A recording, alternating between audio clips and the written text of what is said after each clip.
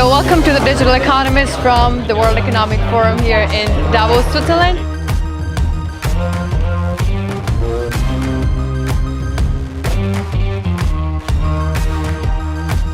We are holding our inaugural roundtable, and very excited to have a huge turnover and a highly curated roundtable.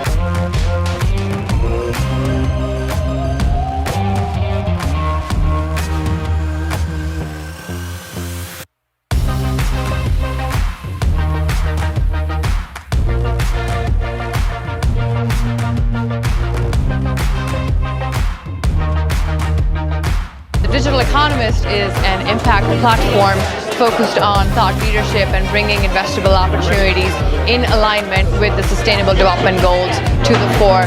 So we're very excited to welcome folks on January 23rd this evening, and looking forward to great partnership and a lot of value we create for the community along the way. So welcome.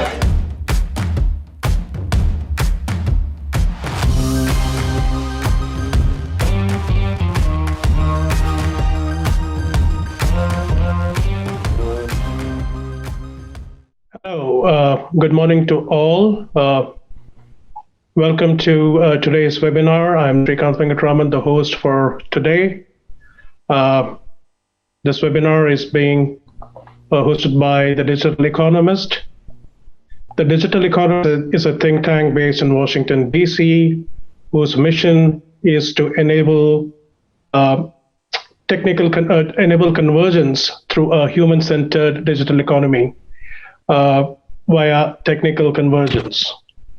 The digital speaker, the Digital Economist speaker series was launched primarily with an objective to drive radical collaboration amongst action leaders across the world to address the challenges facing the world today, such as the health, the climate, and so forth.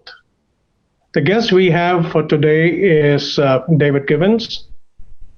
Welcome, David. David is the head of power services and gas market for North American region for Argus Media.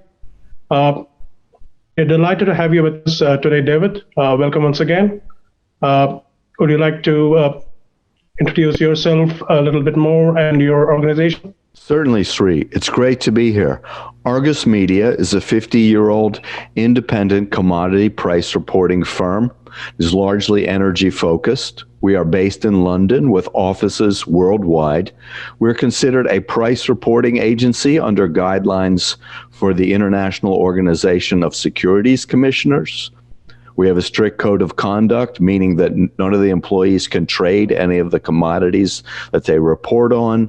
We take no advertising, and the views you're about to hear are my own and not of the firm. Sure. Great. So, David, the topic for today is, as we discussed, is we're going to be talking about the outlook for the natural gas sector and the implications it has for renewable energy and the net zero climate goals. So, let me begin this conversation by asking you, as someone who's been following this sector closely for several decades now, how do you feel about the prospects of the global gas sector today? Gas producers and gas utilities feel they are in a golden age. Gas demand in last year was up 2.3%. LNG demand is up 2.8% this year. That may not seem like much, but utility demand growth rarely grows more than 1% in the Western countries in any given year. Supply growth continues in the Mideast, Russia, the US, and in other places. And LNG demand continues as well to grow. The number of terminals for both export and import of LNG continues to expand. Tanker fleet is growing because LNG is just cheaper than pipeline gas for a lot of these constrained countries. A lot of last year's growth was Chinese LNG imports and U.S. pipeline gas consumption, as gas was so cheap in North America It could knock out coal for power generation. And this is still the case into 2020, although worldwide, there was some rollback due to COVID. A lot of that has ended.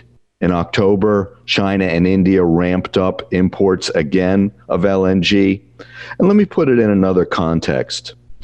The market is quite a bit oversupplied. But if you're a utility planner in a country like Japan, South Korea, or Taiwan, you don't have a lot of options. You're resource constrained. Coal is dirty.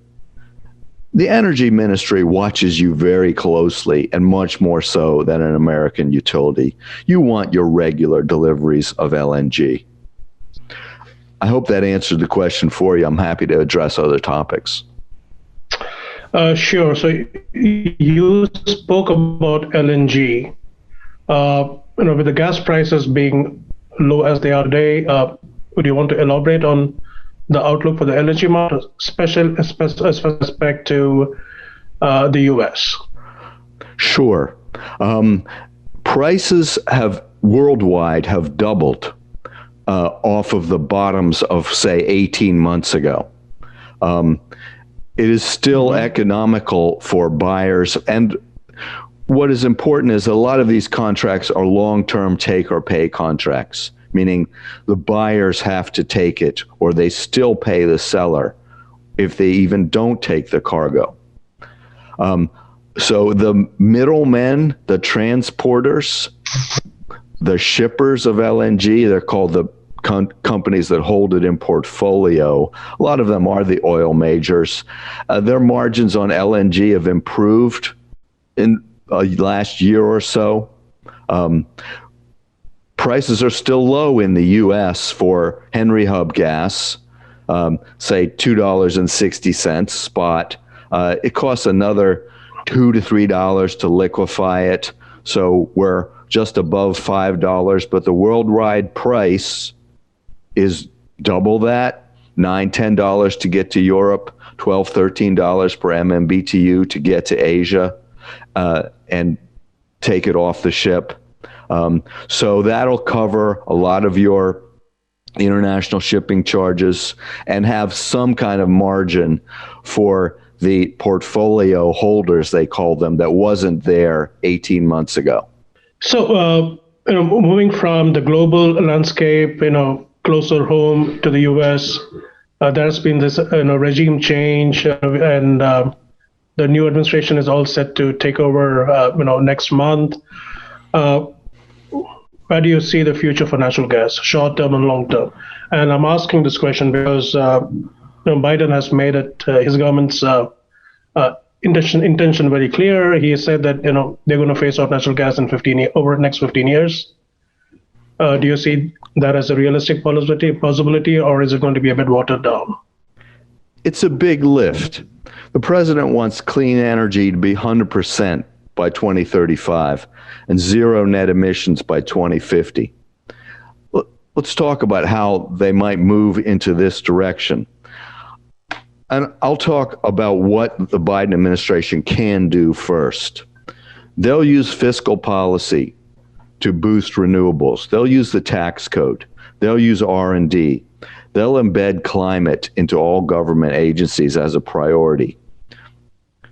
There may even be some very big initiatives like a low carbon fuel standard nationwide for auto transportation, road transportation. There may be a revisiting of the Clean Power Plan. We'll see the Federal Energy Regulatory Commission consider carbon emissions in every project. Now, what you can't do is just stop government agencies in their tracks. And you can't stop everything the Trump administration has done. There is something called the Administrative Procedures Act that separates the agency role from the executive role. And if a rulemaking or a leasing or a contract is moving through the pipeline, you just can't necessarily stop it. And let me give you an example of that. Deb Haaland, Congresswoman from New Mexico, native person from Laguna Pueblo, is Biden administration's pick for Interior. Interior always goes to a Westerner. She knows how to talk to those interests, but people on the left expect Deb Haaland to say no to everything fossil.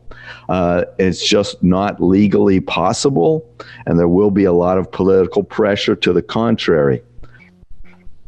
Natural gas won't be this huge priority, and renewables certainly will. We'll see state efforts to control CO2 emissions continue to flourish, and maybe what the states do will be nationalized. We'll see proposed regulations for financial institutions to disclose the risk of climate change.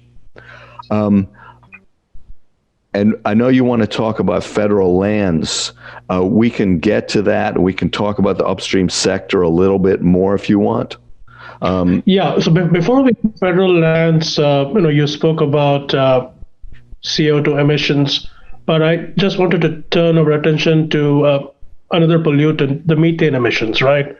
So methane emissions, there is an expectation that there are going to be strict regulations around methane emissions. Now, obviously, that is going to get strengthened with the likely nomination of somebody like Gina McCarthy. And this is something that could possibly be done without much support from the Senate. But how do you see actually this one playing out? Sure. My most recent information is that Gina McCarthy might be the climate czar, and Michael Regan of North Carolina might become EPA head. But either way, there will be, going through EPA, probably another rulemaking on this subject. Let me tell you something. The industry is actually ahead of government on this in some ways. And they've given it quite a bit of thought. In the Obama years, there was a little bit of R&D on what's called green completions. But there are things that the industry can do, to limit flaring of gas, methane, in the initial stages of the well, initial operation of the well, and then to monitor flaring once a well and a well pad is running using cameras and drones, among other things. And I think we're going to see an attempt for a meeting of the minds in the regulatory process to where industry best practices are going to be proposed along with some new regulation. And it will be costly, but it's better than having something draconian that's going to shut a lot of operators down. And we'll see it play out in the regulatory process for a number of years. This is not something the industry is going to fight wholesale. There will be discussions on the details. Sure. So you also spoke about the federal lands and the expectation here is that there will be a ban on new federal leases. So how will this affect both the onshore and the offshore production from the perspective of the gas industry? The offshore business is only a tenth of what it was 23 years ago in terms of oil and gas production. The majors and the wealthy independents have taken exploration to other parts of the world. And other companies have found that shale is onshore. Shale is easier to get to. So the offshore business is not quite as important as it was 2 decades ago. At the same time, additions to recoverable reserves continue to grow offshore. That business will never die. And there's still ongoing operations, and there's still some leases going through the procedure. It's just not as big as it once was. And what this administration can do is say, we're not going to have any new leasing auctions. And that's possible, but there might be lawsuits over that. As far as the onshore business, it really hurts a class of operators that are in the Rocky Mountains and in the western states, and for oil in the Bakken, up in North Dakota and Montana. A lot of permits in the Bakken were sought right when the election was settled. And we're oversupplied for hydrocarbons in North America. Prices are relatively low. Mm-hmm. It's not that attractive to drill right now. Sure. Yeah. But you will see a gradual slowdown in federal leasing, but you won't see it go to zero.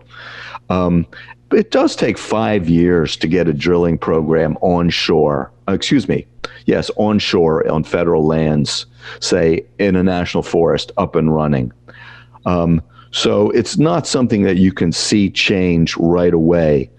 But the left does have great expectations from the Biden administration, and you will see some lines in the sand drawn to keep people politically satisfied. Yeah. So, interesting that you should mention that, the ban on new federal leases.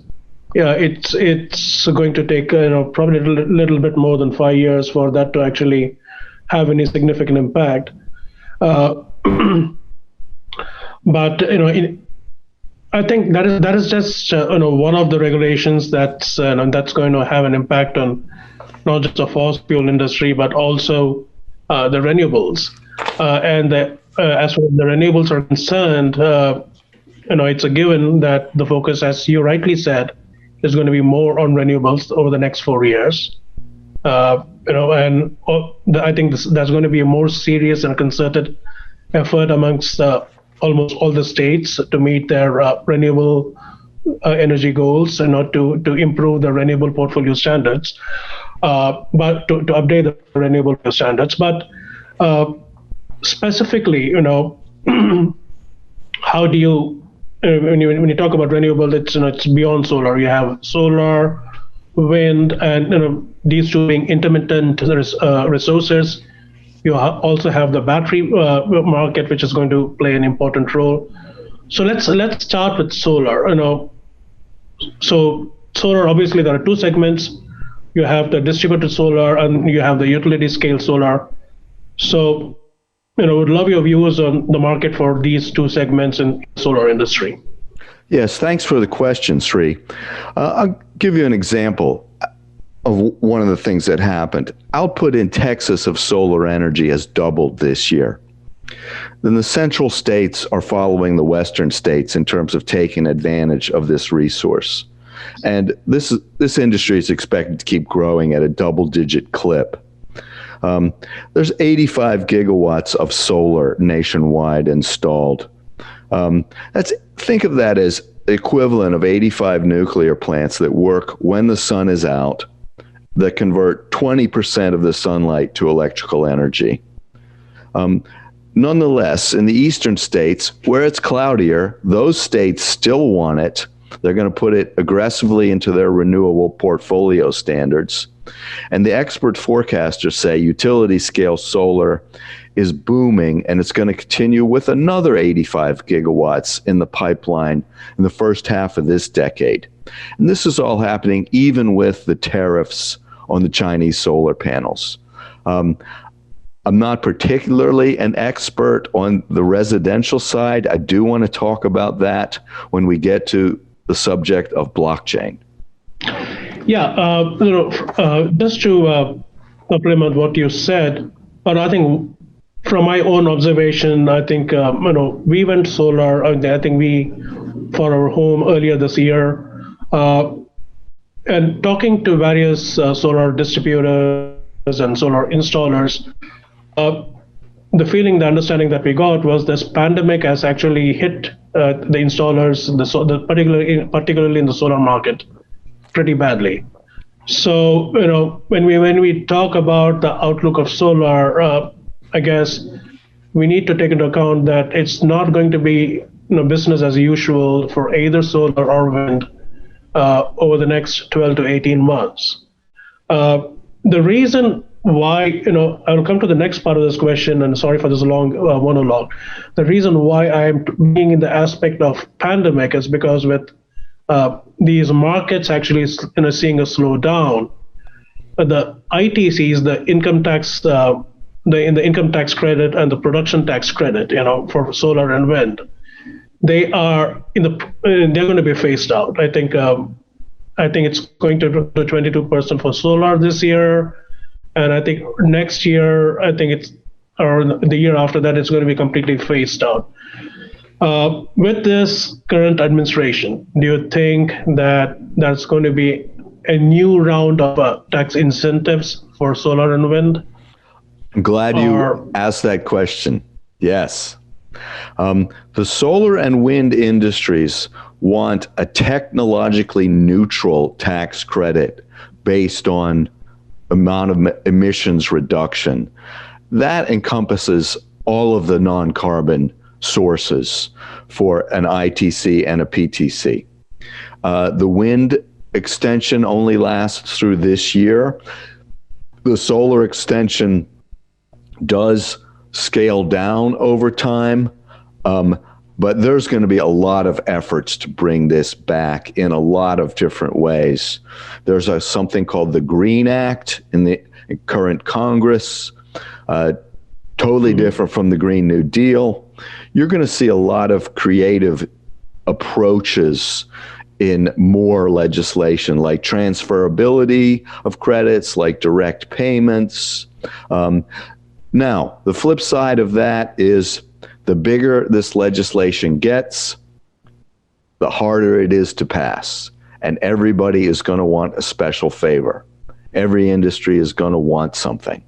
So we may see this in a lot of different ways in the Biden administration. We may see an infrastructure bill. We may see a green energy bill. We may see something as simple as tax extenders for all tax breaks. It's been rolled into that before. We may see another comprehensive energy bill or a revisit of the Energy Policy Act like we do every few years. Yes, these industries are going to fight to keep these credits, no doubt about it.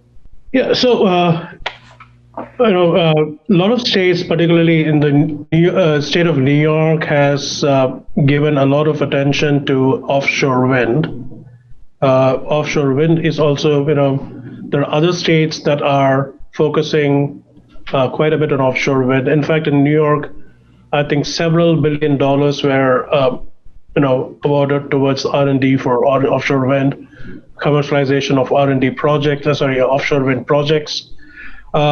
So what specifically, what would you say about the offshore wind and their growth potential over the next 3 to 4 years? Sure. Thanks for the question. Let me give some background. Wind claims to be the largest renewable energy source in the country, provided 7% of our electricity in 2019. Its capacity has tripled in the last decade. It thinks it can get nationwide 20% of the market in 10 more years. At the same time, in the states where it's prevalent, the West, it's often curtailed. It's shut down because there's not enough transmission to get it to market. And there's not enough storage yet either. In the East, here's the ironic thing about it. Eastern liberals are afraid it's going to hurt birds. Eastern liberals don't like their view of the beach to be blocked. That automatically makes it much more expensive in what you said, offshore. And by offshore, I mean way offshore, where nobody can see it. There's 2 projects running now in off the Atlantic coast, one off of Rhode Island, another off of Virginia, total megawatts 46. There's 10 to 15 more acreage applications making their way through the Bureau of Ocean Energy Management right now. It's going to, in the next decade, exponentially grow offshore wind. So we're going to see that. Those projects are lengthy. They take time, but we will see them. But it's a late entry into the business compared to all the other energy sources. And it could have been more economically done and more effective in reducing carbon emissions without the fights in the East for onshore wind projects. Yeah, interesting, because when you look at onshore wind and you look at offshore wind, the technical potential for offshore wind is so much more than onshore wind. Particularly with onshore wind, there are several challenges. You have the aesthetics; people don't want any wind farms near their communities. If you look at some of the commercial sectors or the commercial players, again, the wind projects, that's a challenge because you have regulations which prevent wind farms from being installed. So the technical potential, even from the point of view of efficiency, is much more for offshore than onshore. But solar or wind, as we know, they are intermittent resources, and the whole aspect of the climate goals and the renewable portfolio standard and the renewable energy goals for different states, storage is going to play an important role, right? So particularly if we are going to see a growth in the solar market or growth in the wind market, unless that is accompanied by a commensurate increase in storage, and battery prices are coming down. They're still not where they should be, but they're coming down rapidly. But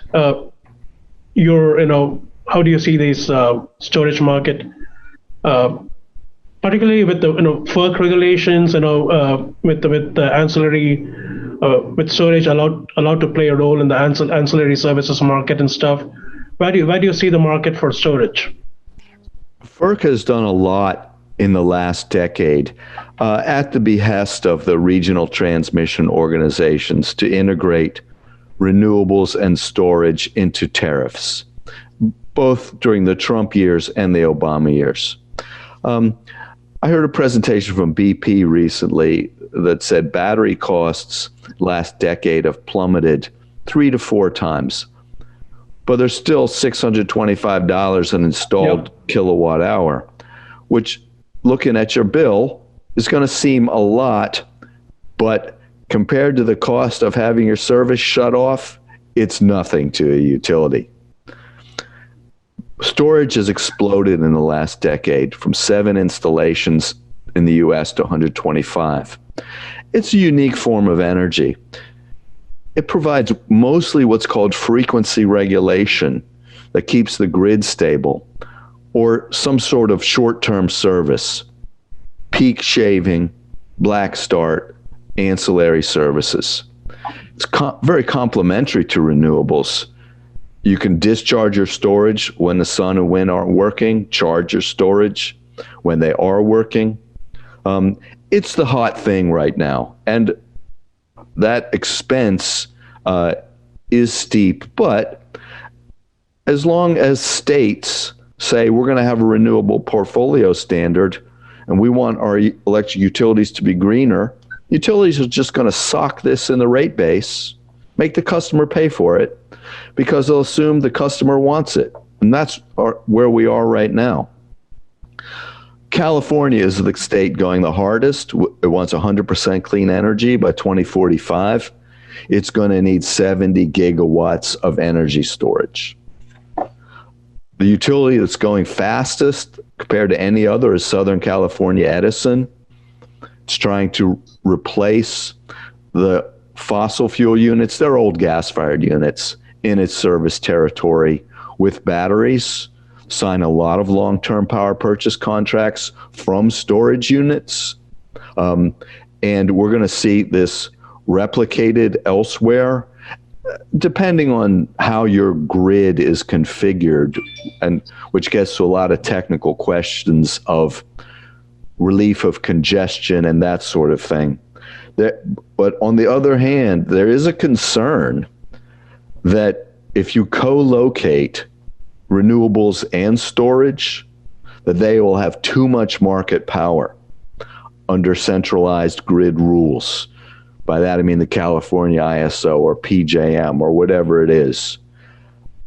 And that they could drive prices so low that no other resource could compete, or prices could be high and the owners of these could reap economic windfalls during periods of high demand and constraints on the grid. So there are people saying maybe we should rewrite tariffs to deal with this. So the potential for storage is very high. It's going to grow. It's just not cheap enough yet. No, it is not cheap enough yet. I think the market for a hybrid, with solar with the storage, or solar with wind with storage, I think the market for that may be a little bit better. I know that California ISO gives tremendous amount of incentives for storage that is packaged along with the renewable energy system. I think the incentive is, the PG&E, they offer an incentive of, about 40 cents per watt hour. And I think that is huge. So, my own personal perception about this is, I think battery costs definitely need to come down, but maybe a year down the road, once we return to some kind of normalcy, I guess the storage and battery market is going to see a huge push and a drive for that. So as a follow-up question, obviously when you talk about battery, it's a lithium-ion battery, right? So do you see any other emerging battery coming into the market apart from lithium-ion, or do you think that lithium-ion is going to be the dominant battery? You're talking to somebody who might be construed as a generalist to answer that question. And I'm not the expert on the technology in that area.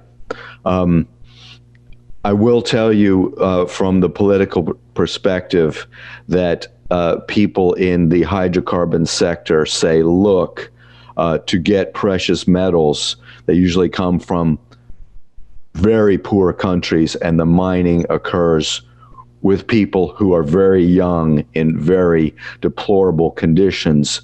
How can you people who want green energy tolerate that?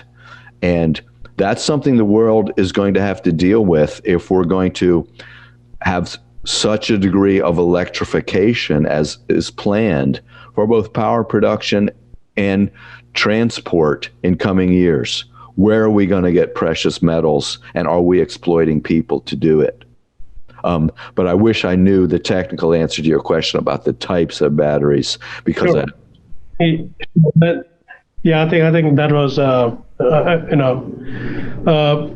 because there are a couple of projects. That question cropped up because there are a couple of projects where people are looking at zinc bromide as an alternative to lithium ion, and the perception is that zinc bromide is probably going to get as much traction with the cost next 3 to 4 years, may even replace lithium ion battery. So that's what I've been hearing from the market. So moving on. All this is really linked to the climate goals, and we all agree that the focus on climate change is going to be a lot more under this administration than was under previous administration. U.S. is probably going to return to the Paris Agreement. I think that's a foregone conclusion. The corporate fuel economy standards for cars are going to be strengthened again. This is interesting because I was doing this report recently, and when I was researching this topic, there were a number of reports done by other consulting firms, and that said that in U.S. environmental regulations are going to weaken. the fuel economy standards are going to weaken over the next 3-4 years. And I think that was under the assumption that the previous administration would get reelected. Now, everything has been turned upside down. Now, these are the things we expect to happen. Tightening of fuel economy standards and tightening of environmental regulations and so forth. But do you see any wow measure, for climate and Sure. For addressing climate change by the administration? I'll give you a couple of things. Jennifer Granholm as Energy Secretary is a big move because, believe it or not, the planet has a grasp on what to do with power generation. It may not seem like it, and the time horizons may be far off, because we did have President Xi say over the weekend, China's aggressive climate deadline is 2060, which is pretty far out. And China is doing everything right now. It's still using coal, still building coal plants, but it's building solar, importing LNG. Gas has half the emissions of coal. China is adding every energy source, including the clean ones. But I won't say the power sector has been totally implemented for clean energy, but some of the technologies are known.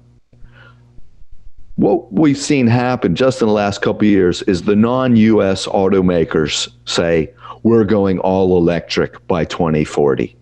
We're going all electric by 2050. We've had England say we're going all electric by 2030. So putting Jennifer Granholm in as Energy Secretary says we're going to signal on transport sector emissions, however they may be. And yeah, a lot of that is going to be battery. So the fuel emission standards, while they do need to be tightened, that's seen as a bridge measure. And there's going to be an increasing focus on the transport sector, and it largely will be electrification. Other wow measures. Okay. Here's the one thing that everybody's talking about. The Obama administration hung its hat too much on carbon capture and storage. And there was a project called Future Gen that was government funded for some years, and it got too expensive because every sector wanted its hooks into it for a cost plus contract, and it died. Carbon capture and storage is still possible. You need a geological formation. The regulations are not in place for it. Utilities cannot rate base this. That's an issue. There's not enough of a CO2 pipeline network to send carbon for useful commercial purposes, although there is some. But people are talking about hydrogen, how to deal with hydrogen. What we have now is gray hydrogen. That's the business as usual, where we just combust it in a turbine and do whatever with the emissions. Next phase is blue hydrogen, where we run gas through a steam methane reformer, like in the refining process, the oil refining process, and sequester the carbon. That's technically feasible. It's very expensive, but it's the next step in having much cleaner power generation. After that is what's called green hydrogen. It's basically electrolysis through a current in water. It's the equivalent of how it's done right now in small scale on a fuel cell. That's kind of the ideal. That would be the moonshot right now. And we may see a lot of effort into that. It doesn't have the sex appeal of the Apollo mission, but it may be what's needed. Among other things that we could talk about, a lot of the other areas are not wow measures, but would help a lot. You mentioned what COVID is doing. These sectors will bounce back. Solar, wind, and so forth.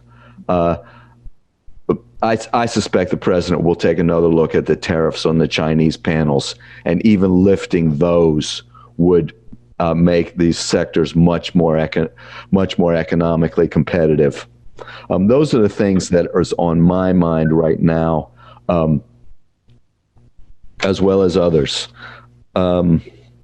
Interesting that you should mention about China, because I think that is the expectation. A lot of people probably initially were under the impression that whatever the Trump policy the Chinese policy under Trump would be abandoned. But it seems to me, based on what I have been talking to various people and what I've been reading, as far as China is concerned, I think this administration might not entirely abandon the previous administration's policy towards China. In fact, they are more likely to continue with that. So I would concur with you on. It'll be interesting to see how Biden deals the issue surrounding the pricing and the tariff issues around the supply chain that comes from China. We certainly have. Yeah. Oh, sorry. Sure. We certainly. Yeah. Go ahead, David. We have to look at the entire geopolitical picture with China, and not just one issue, because all the issues affect each other. And there will be rewards and punishments, carrots and sticks. And China's incursions into the South China Sea are top of mind in probably a lot of the daily presidential briefings, among other things. China is now the bogeyman. China is the bogeyman that Russia was 60 years ago. And the Biden people are aware of this. Politics is now largely cultural in the United States. It's difficult to be China's friend. So you may be right about that may be a very long time before removing these tariffs are revisited. Great. So moving away from the climate goals and the geopolitics around it, my next question is, today we are in the age of fourth industrial revolution. There is a lot of blockchain, artificial intelligence, advanced data analytics, and a lot of that is being used in the energy sector. We know about the blockchain applications in the energy sector. There are other emerging applications with respect to blockchain. So where do you see are the emerging applications of blockchain in both, not just renewable energy, but also do you see these applications in your sector, gas sector, oil and gas sector? Sure. And then we'll talk about talk about renewable energy. Yeah, I see it being applied in all forms of energy. Companies want to reduce costs. The energy transaction chain is pretty complex. It involves a lot of companies touching the data, the money, the delivery of the commodity. It's very embedded at the same time. But there's a lot of controls that are necessary. Some of it is financial. This information is rolled up into daily financial reports that go to securities regulators. And companies are beginning to see, well, can we take the unified ledger, the peer-to-peer concept, and reduce our costs with it? And there's going to be some long-term experiments in the works. And there probably are these energy companies have their own ways of doing things now, with various degrees of satisfaction and security. So it's difficult to replace them. But this is considered very suitable for renewable energy. And it's you need to put this in the context of oil, which takes a long time to get there, or electricity, which is instantaneous. That's our starting point. Renewable energy is a little different in that it's not bought and sold as much as it is dispatched, in that it's so cheap, it's always going to flow, and it's the seller that accepts the market clearing price. It's not the buyer who agrees to the price. So there's no delay while you have a head-to-head negotiation on an acceptable price. Renewable energy is just flowing, flowing, flowing. And there's buyers and sellers, but you need to see them as producers and load-serving entities. It's coming from where, and it's going into the grid, through the transmission system, into the distribution system, and ultimately to your home. So what does that mean? You have data constantly populating the ledger 24 hours a day from your wind, your hydro, your solar, your release of battery storage, whatever else. And people are saying, well, why can't we have this in blockchain, where we have a receipt point and a delivery point, where we have the market clearing price decided every 5 minutes, the quantity decided every 5 minutes, depending on demand, and all of it going into our operations side, our back office side, and our financial side. All of these people who can decrypt, some of them can encrypt. And so we can move from many systems to one system. It's a long-term sell because ultimately you'll need utilities to buy into it. Utilities have a high degree of regulatory capture on their regulators. They work together very closely. But this vital source, this vital information could be made much more efficient with one system, but proof of concept will wind up being a pretty high bar. There's one other big benefit to blockchain, and that's the consumer side. And you were asking about consumer solar. Now, one of the big things that's been happening in the Western states for many years, the fight over net metering. Okay, if you have panels on your roof, if you have a battery, if you have an inverter, you want to use your own energy when you want to. You want to use utilities energy when you want to. Mm-hmm. Not only that, you want to sell it back. Yeah. But utilities have had this monopoly for a century. They're not going to give up that sweet spot so easily. So states have been fighting over what should be the proper rate for net metering, and they will continue to do so. But if you put the consumer into the blockchain, that gives everybody the ability to say, we're meeting consumer choice for clean energy. Yep. You can pick up your phone. You could pick up your tablet and say, I'm ready to sell. I'm encrypted. I'm secure. I'm selling at whatever the market clearing price is. It's approved by the regulator. The utility's taking it. So this may be a good way to get the both residential customer, residential provider into the picture. Yeah, that's very interesting. So, obviously, with all this innovation, coming into the market and, finding greater applications across sectors, not energy, but we are talking about energy.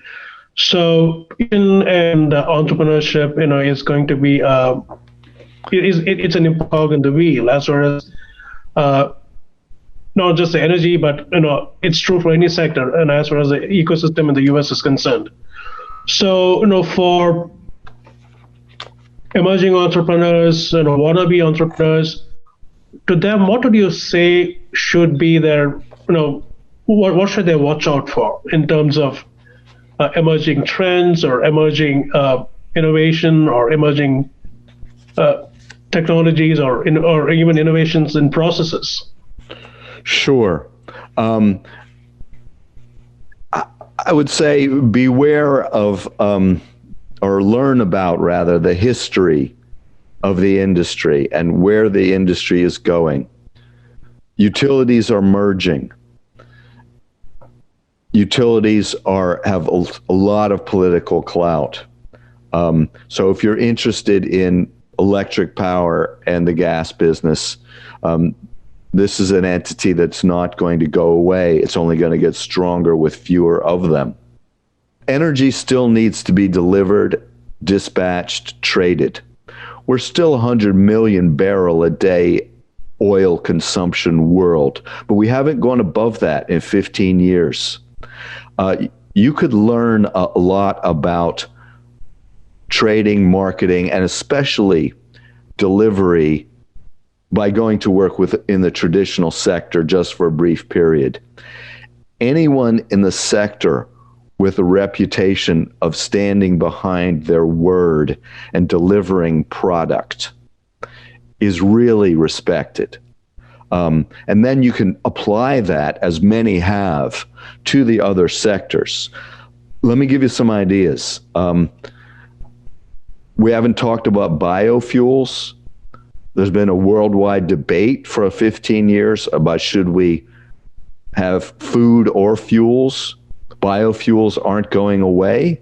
That debate needs to be resolved. A lot of countries are big biofuels producers and consumers. I would look into that sector. That's a tax credit driven sector. It's pretty healthy. This is not a great time because COVID has knocked back demand. It's knocked back global GDP. You have to be nimble. It's going to bounce back, but it may have some long-term effects. What do I mean by that? For climate warriors, this is not something they want to hear. Hydrocarbons could be sticky on the downside. Demand is going down. Prices have come down, but prices are going to be cheap. And if you're a buyer who's not emissions constrained and you have a seller of a particular kind of product, you may keep buying the dirty product because it's cheap and you can get it. And at the same time, there's a bunch of things that are going to happen on the plus side of that, looking at it from the green energy perspective. When economic calamities happen, some energy facilities close for good. It's just costs too much to keep them running. That's coal, but that's also some oil refineries. And we've seen a lot of small refineries close. So there may be demand for other kinds of fuels in some parts of the world spiking up. When a natural disaster hits nuclear often doesn't come back. We've seen some nuclear plants close for good after a weather-related event. So we'll see demand for other forms of energy come in.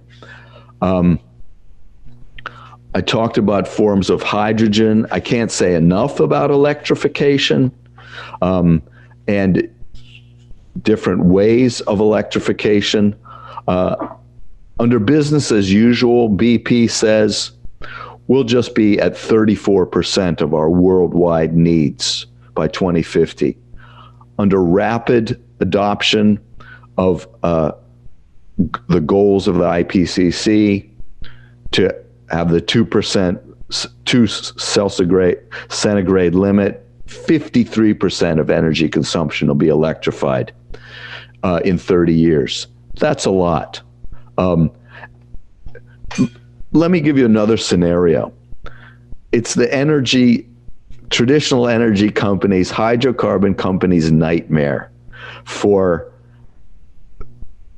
wind turbines to be blowing at night, feeding batteries, not just in people's homes, not just big utility scale batteries, but their car batteries.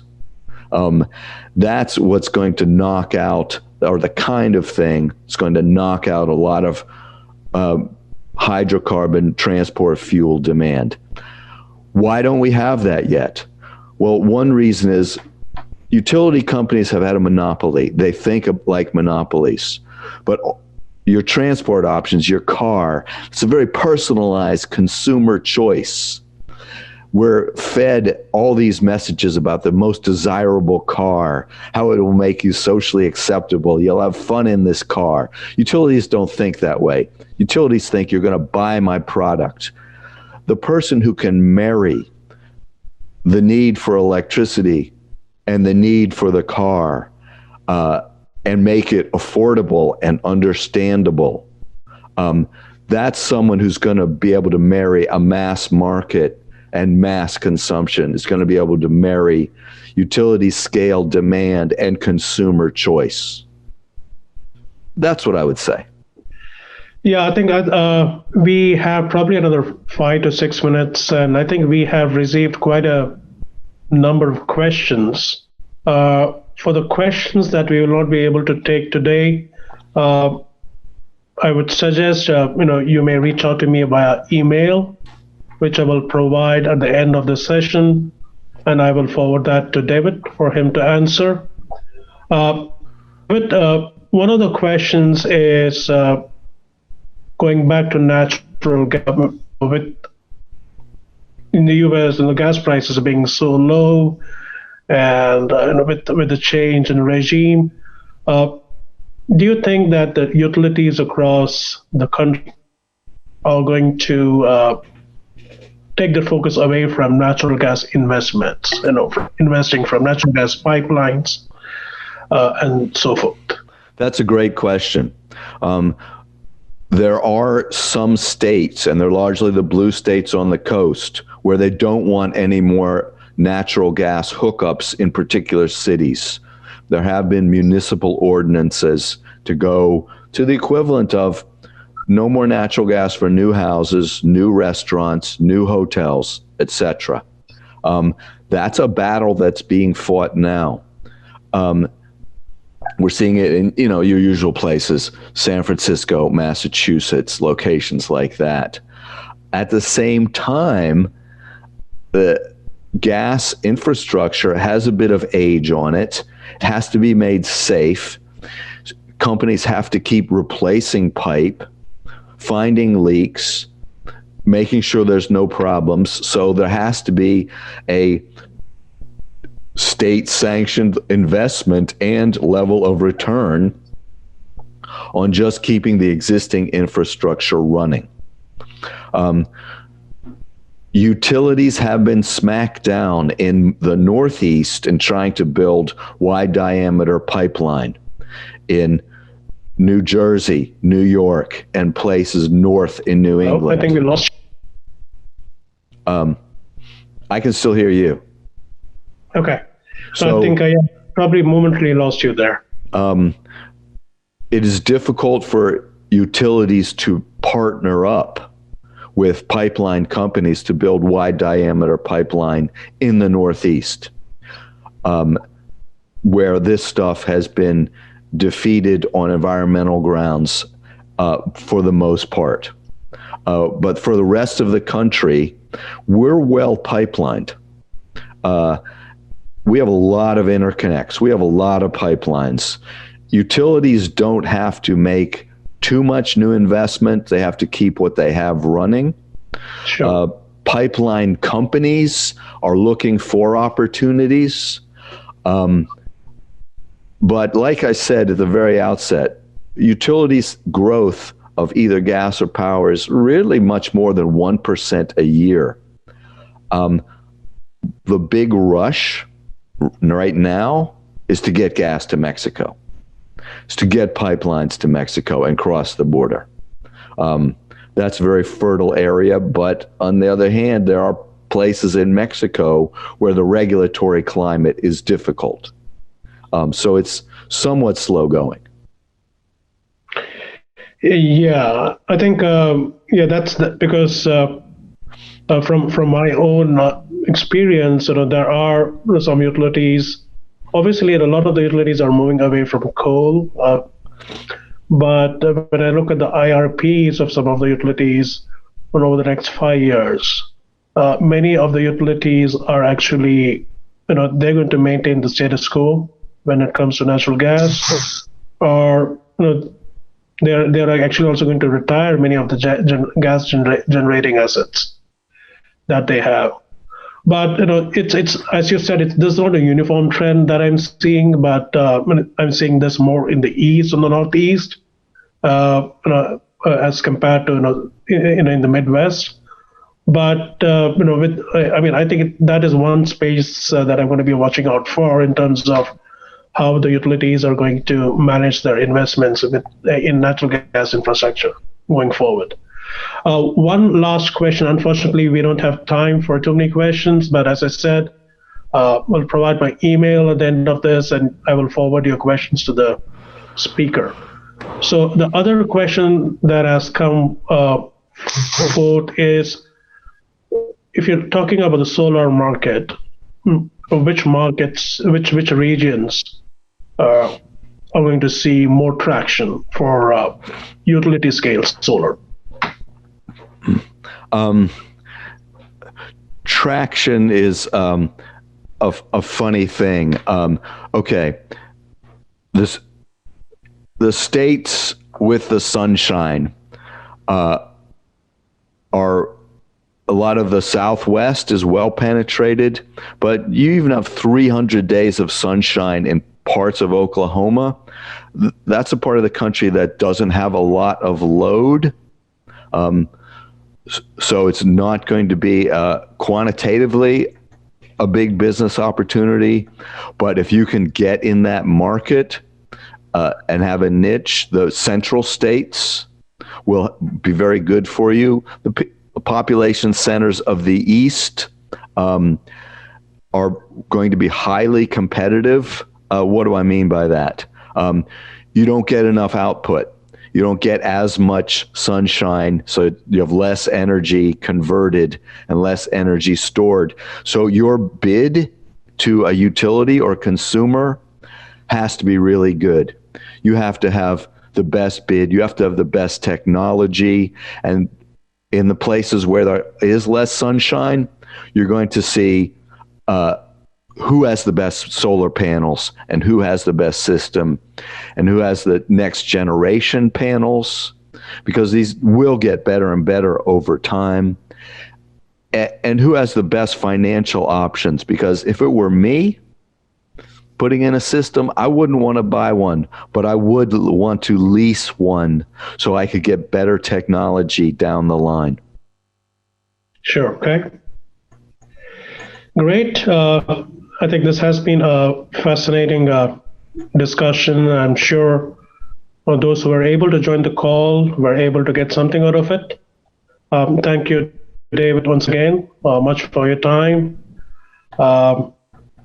So I'd like to take a few minutes to draw our attention back to the Digital Economist. Please check our website out. It is www.thedigital.economist.com. And as I mentioned, the Digital Economist is a Washington-based organization whose mission is to drive technological convergence for a human-centered digital economy. And apart from the speaker series, we also have other service offerings. We have a center of excellence, and in excellence primarily comes out with policy papers and point of view or position papers on various issues of the society, with focus on the digital aspects of it. We also have economics as a service. It's a platform where we work with the businesses worldwide. We work with the think tanks, governments, to help them solve their everyday business problems. And then we also have an entrepreneur in training program. And this year, I think just earlier this week, the first cohort passed out successfully. And it's a 3-month program, and we had over 400 applications. We had to shortlist about 12 candidates from over 400 applications. So it was a very successful, the first run of the program. So please check our website out, www.thedigitaleconomist.com. My email is Sree, S-R-E-E, at thedigitaleconomist.com. Please email me your questions, which I was not able to take up today, and I'll be sure to forward them to David. David, thank you once again much for your time, and good day, everybody. It's been a great pleasure, Sree. And please check out The Digital Economist, and I'm so glad that you invited me.